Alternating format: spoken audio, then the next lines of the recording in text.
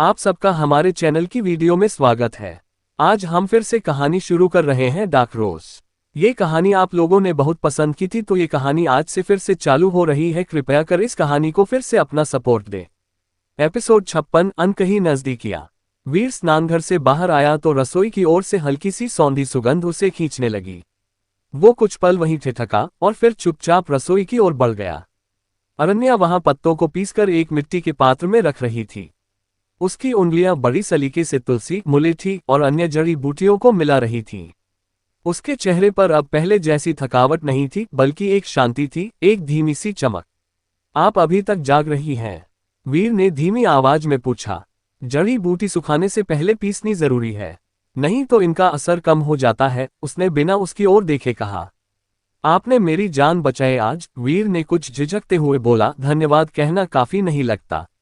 अरण्या उसकी ओर पलटी। उसकी आंखों में वही ठहराव और वही शांति थी जो कभी तेज नदी से बह चुकी हो। अगर मेरी जगह कोई और होता तो भी वही करता, उसने धीमे से कहा और वापस अपने काम में लग गई। वीर कुछ पल उसे देखता रहा, फिर बोला, पर आपकी जगह कोई और नहीं है। अरण्या के हाथ थम गए, लेकिन उसने कुछ नहीं कहा।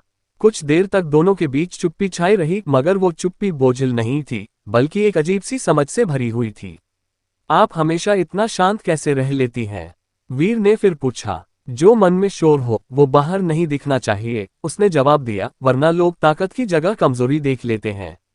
वीर की आंखों में एक पल के लिए हल्की झलक दिखी, जैसे वो कुछ कहना चाहता हो पर कह नहीं पा रहा हो। आपके चेहरे पर एक अजीब बात है, उसने धीमे से कहा। लगता है जैसे सब कुछ सह लिया है आपने, पर शिकायत फिर भी नहीं की। क्योंकि शिकायतें सुनने वाला कोई नहीं था। अरण्या की आवाज में अब हल्की थकान थी। वीर ने कुछ कहने को मुंह खोला, लेकिन फिर रुक गया। अरण्या ने मिट्टी का पात्र उठाया और बोली, ये औषधि कल के लिए है। अगर चोट लगे तो लगाना, जल्दी असर करेगी। वो उसे थमाकर जाने लगी तो वीर ने उसका हाथ थाम लिया। पहली बार उसने बिना घबराए उसकी आंखों में देखा। आप खुद को क्यों इतना अकेला रखती हैं? उसके स्वर में कुछ था, चिंता, जिज्ञासा और शायद अपनापन। अरण्या की आंखों में एक पल को चमक आई, फिर वो बोली, क्योंकि साथ देने वाले अक्सर बीच रास्ते में छोड़ जाते हैं। वीर का हाथ ढीला हो गया। अरण्या ने धीरे से अपना हाथ छुड़ाया और बाहर की ओर बढ़ गई। बारिश अब रुक चुकी थी, लेकिन मिट्टी की सोंधी खुशबू अब भी हवा में थी। अरण्या बाहर खड़ी होकर आकाश को देखने लगी। उसकी आंखें अब भीग नहीं रही थीं, पर उनमें एक इंतजार था, शायद शांति का, शायद किसी अपने के लौटने का, या शायद खुद के फिर से जुड़ने का। पीछे से वीर ने उसे एक कपड़ा लाकर दिया। बाल अब भी भीगे हैं, बीमार मत हो जाना। अरण्या ने कपड़ा लिया, मगर बिना कुछ कहे।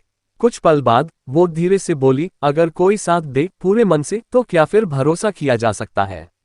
वीर का जवाब देर से आया, लेकिन उसकी आवाज में दृढ़ता थी। अगर वो साथ निभाने वाला मैं हूं, तो हाँ।